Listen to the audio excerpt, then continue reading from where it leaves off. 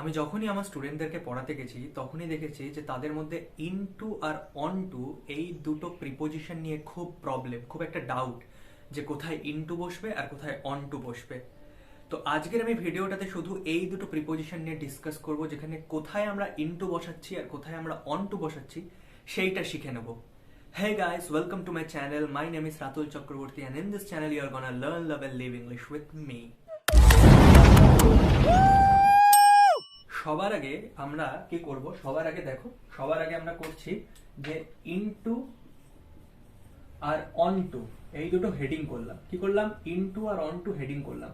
তো অনটুতে যাওয়ার আগে আমি আগে ইনটুটা তোমাদেরকে বোঝাবো যে ইনটুটা কিভাবে হয়। তো দেখো, ইনটু নিয়ে আমি এর আগেও একটা ভিডিও দিয়েছিলাম, যেটা ইনটু ইনসাইডের ভিডিও। সেই ভিডিওটা তোমরা আই বাটন বা ডেসক্রিপশনে পেয়ে যাবে। সেখানে অনেক ডিটেইলড বলা আছে ইনটা কি হবে, ইনসাইডটা কি হবে। এখানে আমি আবার আরেকবার ইনটুটা তোমাদের বলছি যে কি হয়। দেখো, ইনটুর ক্ষেত্রে আমরা পাবো মোশন। মোশনের বাংলা হচ্ছে গতি। মোশন পাবো। আমরা পাবো ফেজ চেঞ্জ। ফেজ চেঞ্জ মানে হচ্ছে অবস্থার পরিবর্তন। আচ্ছা, এটা ফেজ মানে হচ্ছে অবস্থা, তো অবস্থার পরিবর্তন পাবো আমরা। এই জিনিসগুলো কি হবে সেটা আমি বোঝাচ্ছি উদাহরণ দিয়ে সবকটা। আর আমরা পাবো ডিভাইড। ডিভাইড মানে ভাগ, কোনো কিছুকে ভাগ করা হয় ডিভাইড, তাই তো। তো ইনটুটাকে কিভাবে আমরা ইউজ করব, কিভাবে মোশন, কিভাবে ফেজ চেঞ্জ, কিভাবে ডিভাইড সব কাজ দিচ্ছে, তো সেইটা একবার চলো দেখে নেওয়া যাক। মনে করো এটা একটা বাড়ি, এটা একটা বাড়ি, আর এটা বাড়ির দরজা ধরে নাও। তো তুমি এরকম একটা জায়গায় দাঁড়িয়ে আছো, তুমি এরকম একটা জায়গায় দাঁড়িয়ে আছো। এমন অবস্থায় তুমি যখন হেঁটে এই বাড়িটার ভেতরে প্রবেশ করছো, তুমি যখন হেঁটে এই বাড়িটার ভেতরে প্রবেশ করছো, তখন তোমার একটা গতি আছে, তাই তো। এই গতিটা রয়েছে। এই গতিটা দিয়ে তুমি যখন একটা স্থান থেকে আরেকটা স্থানে প্রবেশ করলে, কোনো একটা জায়গায় এই বাড়িটার ভেতরে ঢুকলে, তো এই গতির পরে তোমার কি হলো? একটা অবস্থার পরিবর্তন ঘটলো। তো মানে তোমার ধরে নাও, আমি যদি বলি যে বাড়ির বাইরেটা গরম ছিল, ভেতরটা এসি চলছিল, ঠান্ডা হয়ে গেল। বা তুমি এখানে হাঁটছিলে, তুমি ভেতরে গিয়ে বসলে, তাহলে মোটমাট একটা গতি থাকলো আর একটা অবস্থার পরিবর্তন হলো। তো এই ভেতরে যাওয়ার পার্টটা হয়ে যাবে তোমার ইনটু। এই ভেতরে যাওয়ার পার্টটা হয়ে যাবে ইনটু। আর তুমি যখন এই চার দেওয়ালে ঘেরা অংশের ভেতরে পৌঁছে গেলে, তখন হয়ে গেল ইন। বোঝাতে পারলাম? কোনো কিছুতে যখন গতি থাকছে, গতির মাধ্যমে যখন কোনো একটা জায়গা থেকে আরেকটা জায়গায় পৌঁছচ্ছ, একটা বাইরে ছিলে, সেখান থেকে গতির মাধ্যমে একটা জায়গা থেকে আরেকটা জায়গায় পৌঁছলে, সেটা হলো ইনটু। আর তুমি যখন চার দেওয়ালে ঘেরা কোনো অঞ্চলের ভেতরে রয়েছে, কোনো অংশের ভেতরে রয়েছে, তখন সেটা হয়ে যাবে ইন। এটা হয়ে গেল তোমার, আমি যদি গতি দিয়ে বোঝাতে চাই তাহলে সেইটা। এবার দেখো, শুধুমাত্র যদি অবস্থার পরিবর্তন দিয়ে আমি বলি ইনটুটা, তাহলে অবস্থার পরিবর্তনে আমরা এরকম পেতে পারি যে, মনে করো আমি বললাম যে translate into English. Translate into English মানে ইংরেজিতে ট্রান্সলেট করো। তার মানেটা কি? ওটা আগে অন্য কোনো একটা ল্যাঙ্গুয়েজে ছিল, তাই তো। ওটা হয়তো বেঙ্গলিতে ছিল, ওটা হয়তো হিন্দিতে ছিল, সেটাকে আমি বললাম ইংলিশে ট্রান্সলেট করো। তার মানে ট্রান্সলেট ইনটু ইংলিশ মানে হচ্ছে কোনো জিনিসকে পরিবর্তন করে দেওয়া, কোনো কিছুর পরিবর্তন করে দেওয়া, অবস্থার পরিবর্তন ঘটে যাবে যখনই আমি এরকম ভাবে ট্রান্সলেট ইনটু ইংলিশ বলবো। বা আমি বলবো শি বার্স্টস ইনটু টিয়ার্স, তার মানে সে কান্নায় ভেঙে পড়লো। এখান থেকে অবস্থার পরিবর্তন কি করে হয়? একটা মানুষ তো আর সব সময় কাঁদছে না। সে হয়তো হাসছিল, সে হয়তো চুপচাপ কথা শুনছিল কারোর, কেউ হয়তো বকা দিচ্ছিল, সে বকাটাই হয়তো সে খাচ্ছিল, এবং একটা টাইমের পরে হঠাৎ করে সে কাঁদতে শুরু করে দিল। তাহলে এই যে অবস্থার পরিবর্তনটা ঘটছে, তাকেই বলা হবে সে বার্স্ট ইনটু টিয়ার্স। তার মানে সে কান্নায় ভেঙে পড়লো, তার মানে তার অবস্থার পরিবর্তন হলো। আর যদি ডিভাইড দিয়ে বলতে চাই, আর যদি ডিভাইড দিয়ে আমরা বলি, তো ডিভাইডের ক্ষেত্রে কি হবে? ডিভাইডের ক্ষেত্রে মনে করো আমরা এরকম বলতে পারি যে the book is divided, the book is divided into chapters. The book is divided into chapter. বইটি কয়েকটি চ্যাপ্টারে বিভক্ত। কোন একটা বইয়ের কথা বলা হচ্ছে, সেই বইটাকে বলা হচ্ছে কয়েকটা চ্যাপ্টারে বিভক্ত। The poem is divided, the poem is divided into stanzas. কবিতাটি কয়েকটি স্ট্যানজায় বিভক্ত। তার মানে কবিতাতে কয়েকটা স্ট্যানজা আছে, বইটাতে কয়েকটা চ্যাপ্টার আছে। তাহলে আরেকবার চলো আমরা রিভাইজ দিয়ে নিই। ইনটু আমরা কিসে কিসে পাচ্ছি? মোশন থাকতে হবে, তার মানে গতি থাকাটা একদম প্রয়োজন। ইনটুর ক্ষেত্রে আমাদের কি থাকতে হবে? গতি থাকতে হবে। আর কি হতে হবে? অবস্থার পরিবর্তন হতে হবে, এটা আরেকটা রুল। আর একটা হচ্ছে ভাগ বোঝাতে হবে। তো এই তিনটের মধ্যে যে কোনো একটাই যদি বোঝাতে পারি, তাহলেই সেখানে আমরা নিয়ে নিচ্ছি ইনটু। গতি দিয়ে কিরকম? মনে করো একটা স্থান থেকে তুমি আরেকটা স্থানে প্রবেশ করছো, একটা স্থান থেকে আরেকটা স্থানে প্রবেশ করছো, সেটা হয়ে গেল ইনটু। এবার অবস্থার পরিবর্তন কিরকম, কোনো একটা জিনিস থেকে আরেকটা জিনিসে নিয়ে যাচ্ছ, ট্রান্সলেট ইনটু ইংলিশ। ঠিক আছে, এখানে যদি আমি গতি দিয়ে তোমাকে কয়েকটা উদাহরণ বলি, তো গতি দিয়ে উদাহরণ দেখো কি হতে পারে। মনে করো এইরকম আমি লিখতে পারি, এই গতি দিয়ে উদাহরণে এইটা দিয়ে এখানে আমি এরকম ভাবে লিখতে পারি যে I am entering into the room, I am entering into the room. এখানে যারা লিখবে I am entering in the room, তাদেরটা কাটা হয়ে যাবে, ইনটু লিখতে হবে তবে গিয়ে রাইট হবে। কিন্তু দেখো ইন হলে কি হবে, I am in the room, I am in, সেখানে আবার তুমি ইনটু করতে পারবে না। তার মানে কি আমি ঘরের ভেতরে আছি। আমি কি বলেছিলাম, চার দেওয়ালে ঘেরা জায়গার ভেতরে থাকা হচ্ছে ইন। যখনই গতি থাকবে এন্টারিং, তার মানে একটা গতি আছে, তো আমি প্রবেশ করছি, তার মানে I am entering into the room. আর I am in the room কখন হবে, যখন আমি চার দেওয়ালে ঘেরা জায়গার ভেতরে অলরেডি রয়েছি। তাহলে I am in the room মানে ভেতরে থাকা, I am entering into the room মানে আমার একটা গতি থাকছে এবং ওই গতির মাধ্যমে আমি যাচ্ছি একটা জায়গা থেকে আরেকটা জায়গায়, একটা জায়গা থেকে আরেকটা জায়গায় যাচ্ছি, তাই এখানে ইনটু হবে। ঠিক আছে, যেমন মনে করো আমি এরকম আরেকটা সিম্পল সেন্টেন্স যদি তোমাদেরকে দিই, I jumped in the river, তাহলে তোমরা বলো এটা কি রাইট সেন্টেন্স হলো? I jumped in the river, I jumped in the river হলে এটা ভুল হয়ে যাচ্ছে, I jumped in the river হলে এটা ভুল হয়ে যাচ্ছে। কেন ভুল হচ্ছে না, আমি তো ঝাঁপ দিচ্ছি, তার মানে একটা জায়গা থেকে আরেকটা জায়গায় যাচ্ছি, তার মানে আমার একটা গতিবেগ থাকছে। তাহলে বাক্যটা তৈরি হবে I jumped into the river, I jumped into the river. তাহলে এইটা হবে আমার সঠিক বাক্য। কেন না আমি একটা জায়গা থেকে আরেকটা জায়গায় আমার গতি থাকছে, একটা জায়গা থেকে আমি আরেকটা জায়গায় যাচ্ছি। তাহলে এইটা টোটালটা হয়ে গেল তোমাদের ইনটু। এবার চলো আমরা অনটুটা দেখে নিই। এবার আমরা যেটা দেখবো সেটা হচ্ছে অনটু থাকলে কি হয়। তো দেখো অনটুর ক্ষেত্রেও কি হবে, অনটুর ক্ষেত্রেও আমাদের থাকবে হচ্ছে মোশন। ঠিক আছে, অনটুর ক্ষেত্রেও আমরা কি পাবো, অনটুর ক্ষেত্রেও আমরা পাবো motion.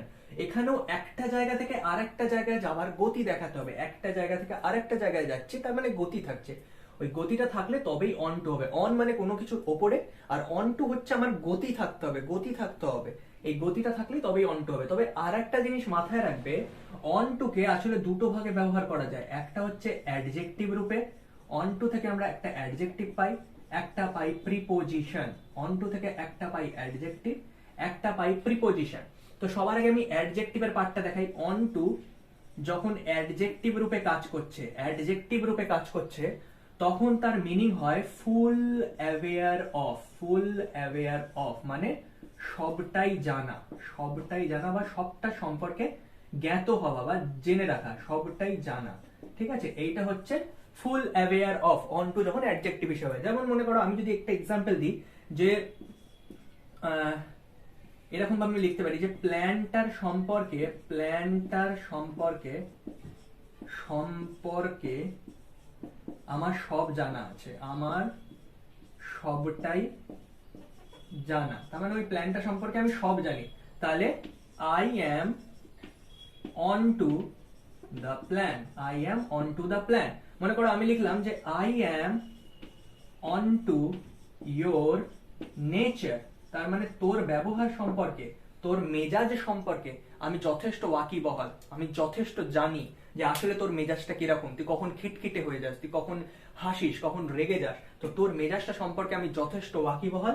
I am on to your nature, I am on to the plan, মানে প্ল্যানটার সম্পর্কে আমার সবটাই জানা রয়েছে। তো এটা হয়ে গেল আমাদের অ্যাডজেক্টিভ, যেখানে অ্যাডজেক্টিভে অন টু কথা আমরা কখন ইউজ করব, যখন আমরা বলবো যে আমরা সবটাই জানি, ফুল অ্যাওয়্যার অফ, কোনো জিনিস সম্পর্কে আমাদের যখন সবটা জ্ঞান থাকবে, সবটা জানা থাকবে, সেই ক্ষেত্রে আমরা ইউজ করব অন টু। তো চলো এবার দেখবো অন টু প্রিপোজিশন হিসেবে কোথায় ব্যবহৃত হচ্ছে। এবার চলো আমরা দেখে নেব যে এই অন টু দিয়ে কিভাবে আমরা মোশন বোঝাবো, বা প্রিপোজিশন হিসেবে কিভাবে ইউজ করব। প্রিপোজিশন হিসেবে কি কোনটা ইউজ হয়, এই মোশনটা ইউজ হয়। কিরকম দেখো, আমি এরকম লিখলাম যে I climbed on the bed, যদি আমি এই কথাটা বলি তাহলে এই কথাটা কি রাইট হবে? এই কথাটা কেটে জিরো হয়ে যাবে। তার কারণ অন মানে কি, কোনো কিছুর ওপরে, মনে করো এইটা একটা খাট আছে, খাটের ওপরে এখানে থাকা হচ্ছে অন, তো সেটা কখনোই মুভিং হবে না, সেটা কখনোই নড়াচড়া করছে না, সেটা একটা জায়গায় স্থির আছে, তার কোনো জায়গা পরিবর্তন হচ্ছে না, একটা জায়গা থেকে আরেকটা জায়গায় সে যাচ্ছে না। আমি যখন বিছানায় উঠছি তখন আমি একটা জায়গা থেকে আরেকটা জায়গায় যাচ্ছি, আমি মাটি থেকে বিছানায় যাচ্ছি। তাহলে বাক্যটা তৈরি হবে I climb on to the bed, এইটা হয়ে গেল রাইট। তার মানে কি আমি এরকম জায়গায় ছিলাম, আমি এইখান থেকে এখানে এসেছি, যখনই আমি এইখান থেকে এখানে গেলাম তখন ওটা হয়ে গেল অন টু। আমি যদি আগের থেকে ওখানে বসে থাকি তাহলে হবে না। যেমন অন দিয়ে যদি আমি তোমাদেরকে একটুখানি ডাউটটা ক্লিয়ার করার জন্য একটা বলে দিচ্ছি, মনে করো অন দিয়ে যদি এরকম হয় তাহলে এরকম হবে যে I am standing on the roof, আমি ছাদে দাঁড়িয়ে আছি। তার মানে কি আমি অলরেডি দাঁড়িয়ে আছি, আমি কোনো জায়গা থেকে এসে ওখানে উল্টে পড়িনি বা কোনো জায়গা থেকে এসে ওখানে উড়ে এসে বসিনি। আমি ছাদে অনেকক্ষণ ধরে দাঁড়িয়ে আছি, কেউ ফোন করলে আমি বলে I am standing on the roof, আমি ছাদের ওপরে দাঁড়িয়ে রয়েছি। ঠিক আছে, আর এইখানে কি হচ্ছে I climbed on to the bed, তার মানে কি আমি নিচে ছিলাম, মাটি থেকে আমি বিছানায় উঠছি। যেমন মনে করো the cat jumped on the sofa, হবে কি the cat jumped on the sofa, হবে না। তার মানে কি কোন একটা জায়গা থেকে তো সে লাফ মারলো, তার মানে তার এখানে গতি আছে এবং একটা জায়গা থেকে আরেকটা জায়গায় যাচ্ছে, একটা জায়গা থেকে আরেকটা জায়গায় গতি থাকতে হবে, তাই তো। অনটুর এটাই তো অনটুর রুলস কি, অনটুর রুল এটাই, একটা জায়গা থেকে আরেকটা জায়গায় যাবো এবং আমার মোশন থাকবে, আমার এই গতি থাকবে। গতি তখনই থাকবে একটা জায়গা থেকে আরেকটা জায়গায় যাওয়ার সময়। তাহলে the cat jumped on the sofa, যখন আমি বলছি the cat jumped on the sofa, এই the cat jumped on the সোফাতে কোনো গতি থাকছে না, কারণ অন মানে আমি একটু আগেই বললাম যে কোনো একটা জায়গায় অলরেডি অবস্থান করাটা হচ্ছে অন, যে কোনো কিছুর উপরে থাকাটা হচ্ছে অন। তাহলে সেন্টেন্সটা কি দাঁড়াচ্ছে, সেন্টেন্সটা তখন দাঁড়াবে the cat jumped on to the sofa, the cat jumped on to the sofa, এইটা হবে রাইট আর এইটা হবে কাটা। তাহলে অন আর অন টুর মধ্যে তফাৎটা তোমরা নিশ্চয়ই বুঝতে পারলে যে কোথায় অন হচ্ছে কোথায় অন টু হচ্ছে। এইবার দেখো একটা জিনিস ভালো করে লক্ষ্য করো, যে যে ক্লাইম্ব বলে যে কথাটা আমি এখানে ইউজ করেছি, এই যে ক্লাইম্ব কথাটা ইউজ করেছি, এই ক্লাইম্বের সাথে আমরা কি করি, আমরা বেশিরভাগ টাইমে দেখি যে ক্লাইম্বের সাথে আপ কথাটা দেয়, তাই না।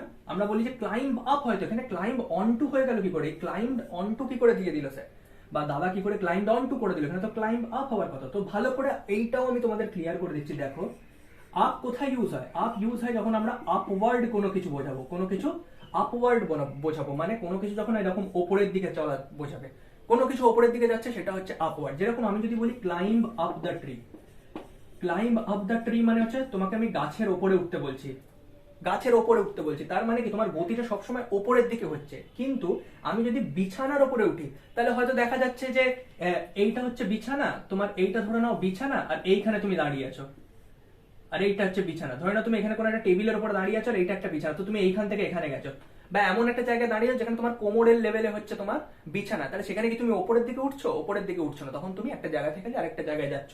তো মাথায় রাখবে কোন জায়গাটায় আপ ইউজ হচ্ছে আর কোন জায়গাটায় অন টু ইউজ হচ্ছে। অন টু একটা জায়গা থেকে আরেকটা জায়গার গতি বোঝাতে, আপ নিচ থেকে ওপরের দিকে যেতে। তুমি মনে করো তুমি ঘরের ওপরে, তুমি ক্লাইম্ব আপ, তুমি ওয়াক আপ দ্য স্টেয়ার হতে পারে, ক্লাইম্ব আপ দ্য স্টেয়ার্স হতে পারে, তুমি সিঁড়িতে করে উপরের দিকে উঠছো, মইয়ে করে উপরের দিকে উঠছো, এগুলো হতে পারে। ক্লাইম্ব আপ দ্য ট্রি হতে পারে, ঠিক আছে, কিন্তু কখনোই ক্লাইম্ব আপ দ্য বেড হবে না, ঠিক আছে, কখনোই হবে না। Climb on to the bed হবে, কারণ বিছানা তোমার কোমরের লেভেলেও হতে পারে, আবার তুমি অলরেডি কোনো একটা উঁচু জায়গা থেকে সেখানে যেতেও পারো, তুমি এরকম নয় যে তুমি ওপরের দিকে কোথাও উঠছো। তো আশা করছি আমার এই ইন টু আর অন টুর ভিডিওটা তোমাদের যথেষ্ট ইনফরমেশন দিতে পেরেছে। যদি এই ভিডিওটা ভালো লেগে থাকে অবশ্যই ভিডিওটাকে লাইক করো, চ্যানেলটাকে সাবস্ক্রাইব করো, বন্ধুদের সাথে শেয়ার করো। নতুন নতুন এরকম আমি টিপস অ্যান্ড ট্রিক্সের ভিডিও আনতে থাকি, সেগুলো দেখতে থেকো, সবার সাথে শেয়ার করো। দেখা হবে পরের একটি ভিডিওতে। Thanks for watching.